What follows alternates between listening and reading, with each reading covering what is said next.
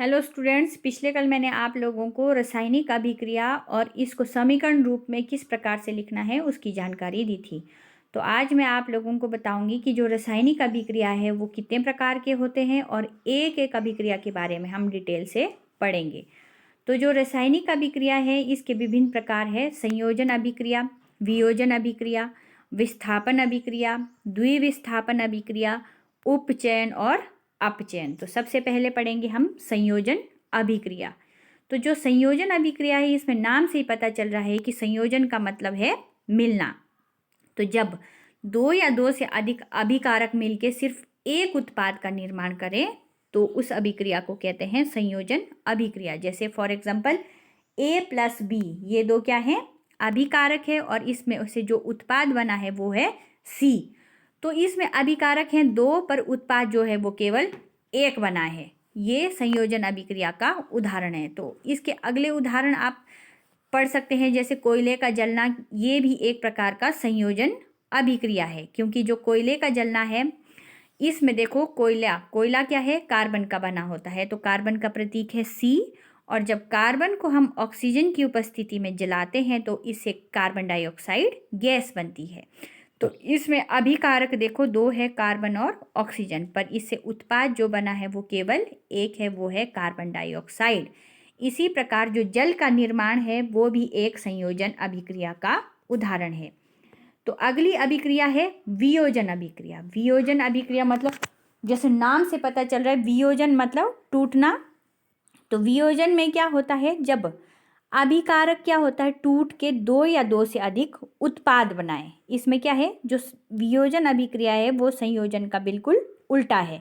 संयोजन में क्या होते हैं? जो अभिकारक ज़्यादा होते हैं पर उत्पाद कम बनता है, संख्या में कम बनते हैं। और इधर क्या है? अभिकारक एक होगा पर उत्पाद ज़्यादा बनेंगे। तो जैसे वियोजन अभिक्रियाएं ये भी फर्दर 3 टाइप्स के हैं: ऊष्मीय वियोजन, वैद्युत वियोजन और प्रकाशीय वियोजन।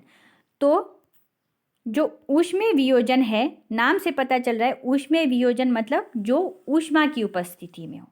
ऐसी वियोजन अभिक्रिया जिसके लिए क्या चाहिए? ऊष्मा चाहिए, हीट चाहिए, गर्मी चाहिए। जैसे इसका उदाहरण है कैल्शियम कार्बोनेट। कैल्शियम कार्बोनेट को जब आप गर्म करेंगे तो इससे कैल्शियम ऑक्साइड और कार्बन डाइऑक्साइड गैस बनेगी। तो इसमें देखो अभिकारक तो एक है, क्या है वो? कैल्शियम कार्बोनेट, पर इससे जो उत्पाद बने हैं वो बने हैं दो, कैल्शियम ऑक्साइड और कार्बन डाइऑक्साइड। तो ये एक प्रकार का ऊष्मीय वियोजन का उदाहरण है। तो अगला है वैद्युत वियोजन। तो वैद्युत वियोजन क्या है? नाम से पता चल रहा है वैद्युत मतलब कुछ चीज़ जो है विद्युत से रिलेटेड है। तो वैद्युत वियोजन मतलब ऐसी वियोजन अभिक्रिया जो विद्युत धारा की उपस्थिति में हो। तो जो पानी है, जब आप इसमें से विद्युत धारा प्रवाहित करेंगे तो ये किस में टूट जाता है? हाइड्रोजन और ऑक्सीजन। ये भी एक प्रकार का वियोजन अभिक्रिया है। इसके बाद है प्रकाशीय वियोजन। तो नाम से पता चल रहा है कि ऐसी वियोजन अभिक्रिया जिसके लिए आपको प्रकाश की ज़रूरत हो, सूर्य के प्रकाश की ज़रूरत। तो जब सिल्वर क्लोराइड, सिल्वर का प्रतीक है Ag और क्लोरीन का है Cl, जब इसको सूर्य के प्रकाश में आप गर्म करते हैं तो क्या होता है? ये सिल्वर और क्लोरीन जो है इसमें से अलग हो जाते हैं। तो ये भी एक प्रकार का क्या है? वियोजन अभिक्रिया। और इस अभिक्रिया का उपयोग कहाँ करते हैं? शाम श्वेत फोटोग्राफी में किया जाता है। तो अगली अभिक्रिया का नाम है विस्थापन अभिक्रिया। विस्थापन नाम से पता चल रहा है कि हटाना, विस्थापित करना।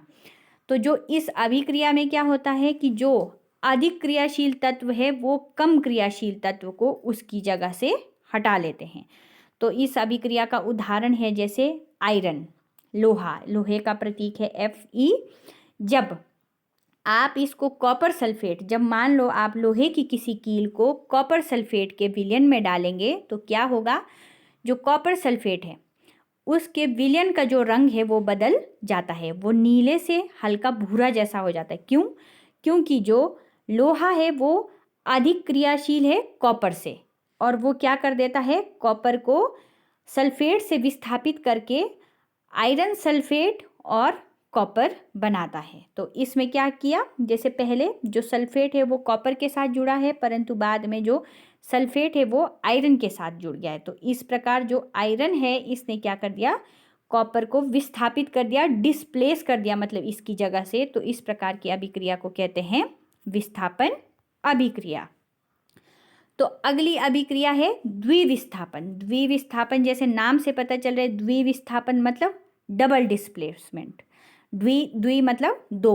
तो इस अभिक्रिया में क्या होता है, उत्पादों का जो निर्माण होता है वो कैसे होता है, जब दो यौगिकों के बीच आयनों का आदान प्रदान होता है। तो इसका उदाहरण है सोडियम सल्फेट को जब बेरियम क्लोराइड के सॉल्यूशन में डालते हैं तो इससे प्रोडक्ट क्या बनता है, बेरियम सल्फेट और सोडियम क्लोराइड। तो इसमें क्या होता है, जो सोडियम है वो बेरियम को अपनी जगह से हटा देता है और जो बेरियम है वो सोडियम की जगह ले लेता है। तो इसमें क्या हुआ, दोनों आयनों ने अपनी अपनी जगह बदल दी और इस प्रकार के विस्थापन को क्या कहते हैं, द्विविस्थापन।